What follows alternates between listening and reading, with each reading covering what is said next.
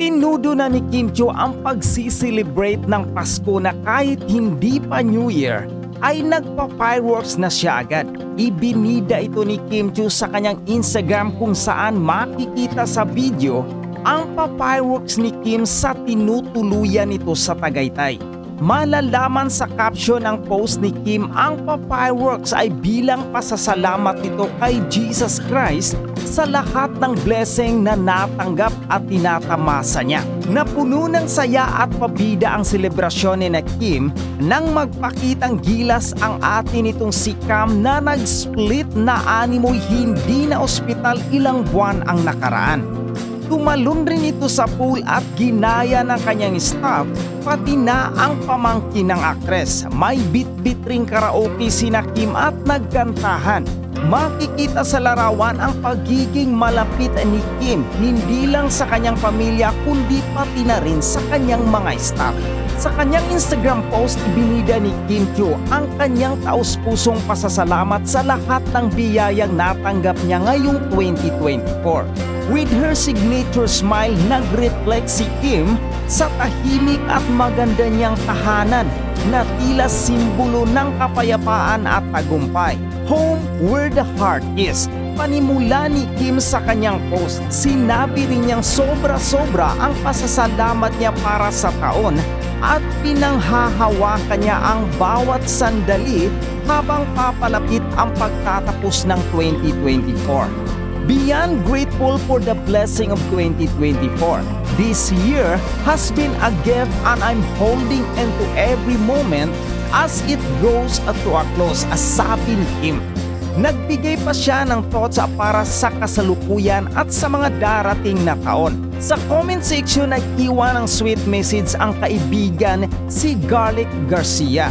Pero syempre hindi nakalusot sa mga fan ang tanong, nasaan si Paulo Abilino? Matapos ang ilang public kilig moments ng dalawa nitong taon, marami ang nagtaka kung bakit walang banggit si Kim tungkol kay Paulo. Baka naman daw may private exchange ng pagbati ang dalawa. Pero kahit walang Paulo Abilino update, ramdam ng lahat ang genuine happiness ni Kim. Tunay na isang taon na puno ng blessing, hard work at pagmamahal ang 2024 para sa Chinita Princess. So let's have some quick Kim Pao update today mga chika. At bago tayo magsimula, gusto ko kayong tanungin, kamusta ang naging Pasko nyo? Kasi kung tatanungin nyo si Kim Chiu, mga chika, kitang-kita natin na talagang naging masaya. Total merry talaga mga chika ang kanyang Pasko kasama yung kanyang pamilya. Ngayon mga chika, nagkalat yung mga videos and pictures na si Kimi mismo yung nagbahagi sa atin mga chika, na makikita natin na siya ay umuwi sa kanyang rest house sa Tagaytay. Ngayon mga chika, dyan sa mga videos din na ibinahagi niya, no, ipinakita niya na nagkaroon sila ng bonding time, nagkakantahan sila mga chika with her family, and even took pictures mga chika na nanonood sila ng fireworks. Ngayon yung fireworks, feeling ko tradisyon na talaga yan mga chika ng mga Chinese di ba? Chinese sila Kimi. Most of them mga chika, yung way nila ng pag-celebrate or pag-express ng sila ay masaya, yung sila ay nagkakasama-sama and having happy time together is yung pagkakaroon ng fireworks display. Yan nga yung ibinahagi ni Kimi mga chika. Ngayon meron din akong nakitang picture kung saan kumpleto silang magkakapatid. So it's just unfortunate na tila hindi nakauwi from Cebu yung papa niya. Ngayon itong picture na to mga chika, hindi ko alam kung updated ba to kasi iba yung damit dito ni Kimi. Pero kung panonoorin nyo mabuti mga chika yung video kung saan nagsiselebrate nga sila Kimi nung Pasko, ang sigurado natin doon ay nandun yung ate lakam niya. Okay? And then nandun din yung dalawang pamangkin niya mga chika. Hindi ko maispatan yung other siblings niya mga chika. So baka nga itong picture na ito mga chika na magkakasama yung mga two siblings ay from another occasion. Kumbaga hindi iyan nangyari ngayong Pasko. Of course mga chika, kung kayo ay merong any information about dyan sa picture na yan, kung ngayong Pasko ba yan or nung mga nakaraang taon ba yan, please feel free to put it here in the comment section para ma-share nyo sa ating mga fellow Kim Pao fans. And then mga chika, another Kim Pao update naman tayo, at ito medyo nakakakilig kung totoo man mga chika. Kasi mayroong mga chismis ngayon mga chika, again chismis na kumakalat na etong si Papi Paulo Abilino daw ay sumunod kay Kimi sa Tagaytay para mag-celebrate ng Pasko. Okay mga chika, ngayon wala po tayong concrete evidence dito. Pero may mga Kim Pao fans na nag-share ng 2 resibo mga chika na tila nagpapatunay daw na si Paulo ay kasama si Kimi sa Tagaytay. Pero mga chika, simulan natin yan dito nga sa isang picture na ito mga chika na namataan sa labas ng bahay nila Kimi, sa labas ng rest house niya. Ngayon mga chika, itong kotse na to familiar daw sa mga Kim Pao fans. Ngayon syempre nag-research sila saan nga ba nila nakita to until they found out na yung kotse pala na yan mga chika ay pagmamay-ari ni Paulo Abilino. So pwedeng coincidence lang na, no, na merong kapareho ng sasakyan si Paulo and then pumunta sa rest house nila Kimi. Pwede yan mga chika, baka mga kakasamahan ni Kimi doon or mga friends niya, ganyan din kotse. Pero mga chika, mayroon ding chance na talagang kotse ni Paulo yun. Kasi mga chika, ang gamit ni Kimi nung pumunta siya dyan ay yung kanyang van eh. Diba? Yung kanyang personal na van. So mga chika, definitely hindi kay Kimi yung kotse na yan. So most likely mga chika, kay Paulo Abilino yan. At yun mga chika, ito ay purong haka-haka pa lamang, chismis pa lamang. Kasi wala pa tayong resibo na nakita natin talaga si Paulo sa Tagaytay kasama si Kimi. Pero to be honest mga chika, yung idea na pupuntahan ni Paulo si Kimi sa Tagaytay, di ba, this Christmas, actually hindi imposible yan eh. Kala natin si Paulo kung gaano siya ka-sweet and caring kay Kimi. Kaya feeling ko kung talagang gugustuhin niya mga chika, talagang pupunta yan sa Tagaytay eh. Ngayon kung totoo man nga na nangyari yan, baka ayaw lang nila ipagsabi sa iba mga chika. Siyempre gusto nila ng privacy. Siyempre pag nalaman ng mga tao na yung Kim Pao magkasama doon, baka puntahan sila. Diba hindi maiwasan yun eh. Yung tipong pag magja-jogging sila doon, pipicturean sila.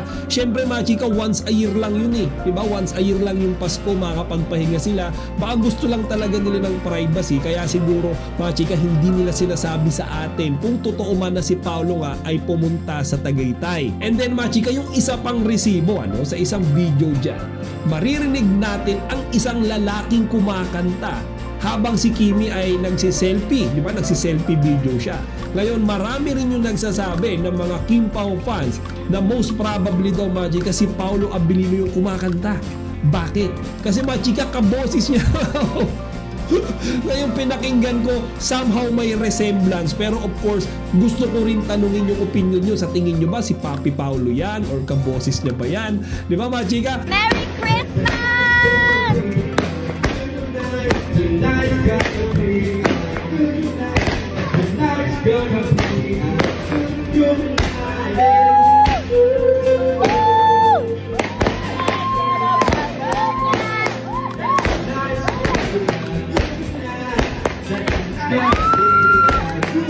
Pero again mga kachika, yan ay haka-haka pa lamang, chismis pa lamang. Kasi syempre binabasihan natin dyan ay yung boses pa lang eh. Diba mas maganda talaga kung makita natin officially si Paulo na may hawak ng mic tapos kumakanta ng Gana Feeling. Diba? Yung tonight's gonna be a good night mga chika.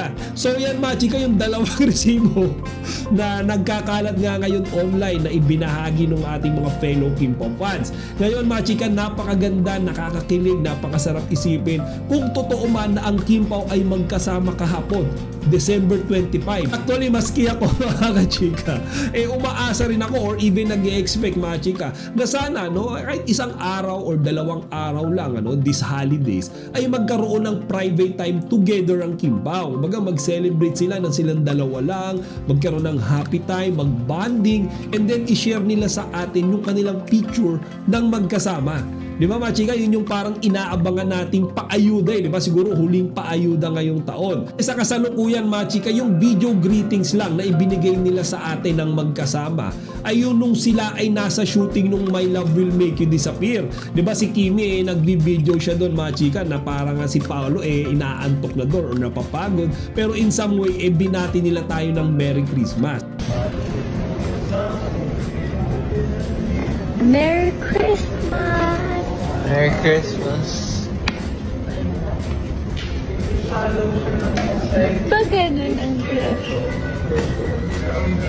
So mga chika, sana ay masundan bago matapos tong taon. Para syempre talagang happy yung New Year natin mga Kim Pao fans. Sa ngayon mga chika, abang-abang lang muna tayo ng mga updates mula sa kanila.